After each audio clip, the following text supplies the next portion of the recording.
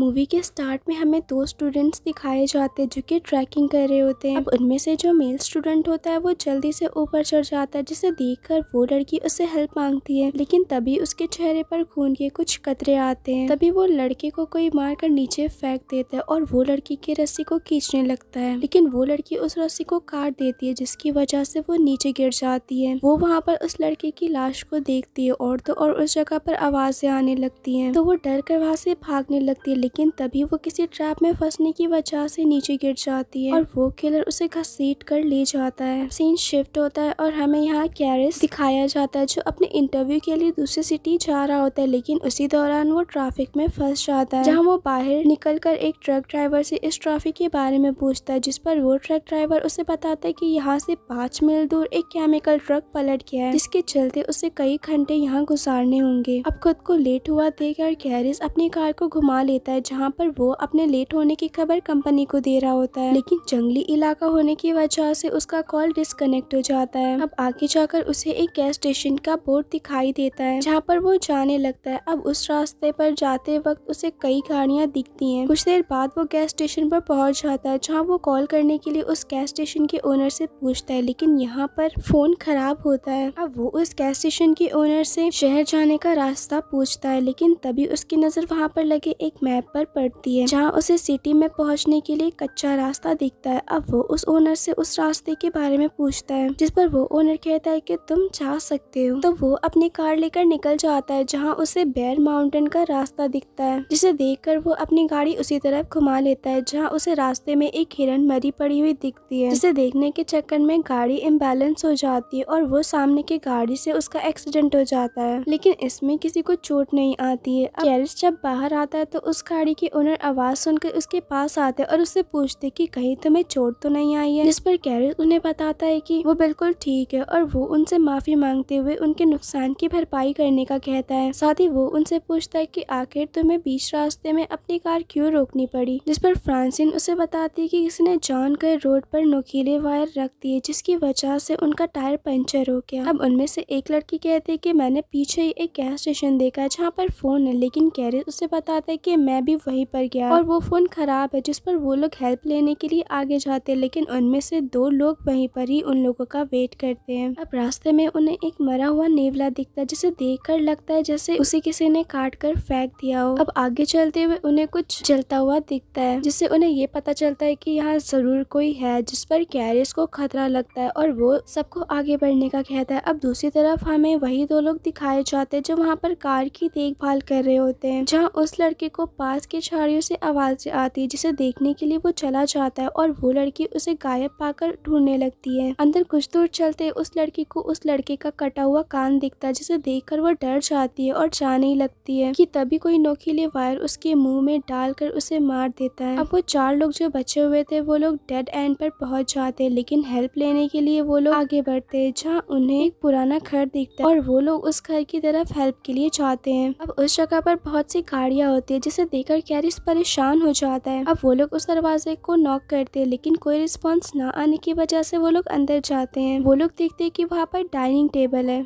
जहाँ की सफाई नहीं हुई थी। अब दूसरी तरफ बहुत से चश्मे, गाड़ियों की चाबी मिलती है।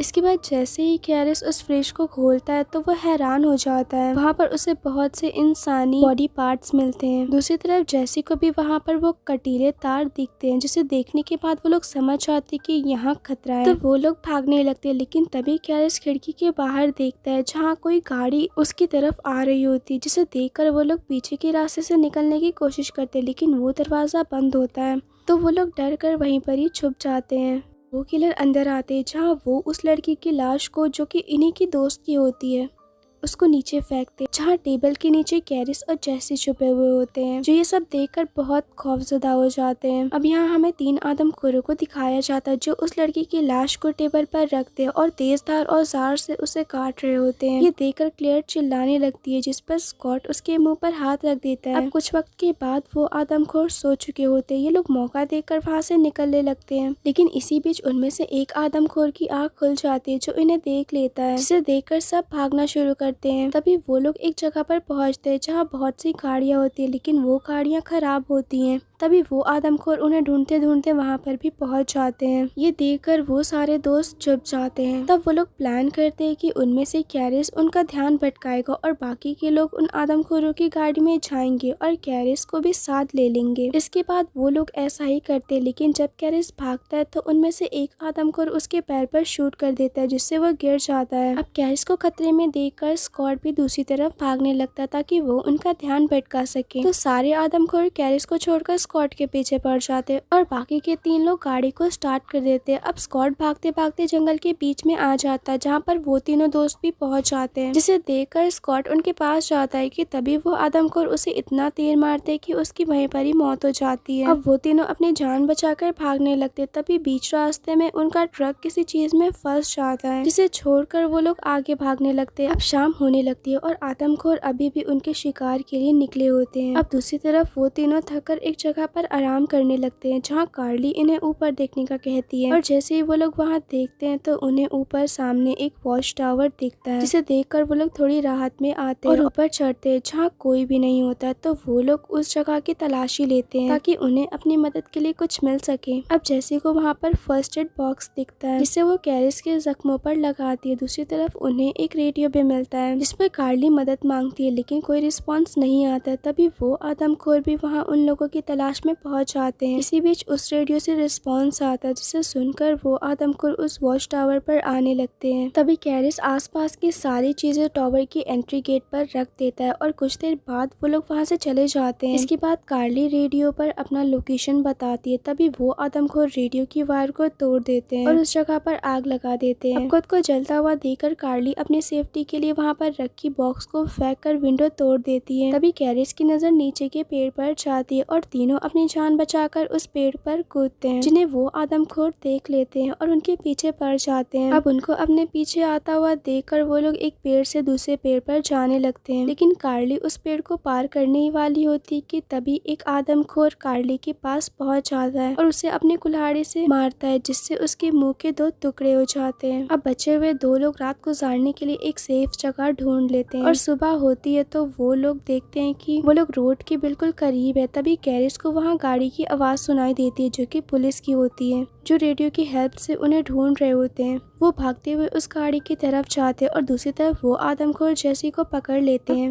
जैसे वो पुलिस वाला बाहर आता है, वैसे ही एक तीर उसकी आंख के आर पार हो जाती है। हम यहाँ एक आदमखोर को देखते हैं जो कैरिस को मारने के लिए आ रहा होता है, लेकिन कैरिस छुप जाता है, जिसे ना पाकर वो आदमखोर वो कार को लेकर वहाँ से चला जाता है। तभी कैरिस भी उस कार के नीचे पकड़ लेता है। अब दूसरी तरफ जेसी को उन आदमखोरों ने बांध कर रखा होता है। जैसे ही वो उसे मारने जाता है कि तभी उसे गाड़ी की आवाज आती है, जिसे देखकर वो दरवाजे की तरफ जाता है, जहाँ कैरिस गाड़ी लेकर उन पर हमला कर देता और कुचल देता है और गाड़ी से उतरकर आखिरी आदमखोर को भी मार देता है। और जैसे को छुड़ाने लगता है कि तभी एक और आदमखोर उस पर हमला कर देता है, जिसे देखकर जेसी जल्दी से खुद को आजाद करती है और तीर से उसके आर पार कर देती है।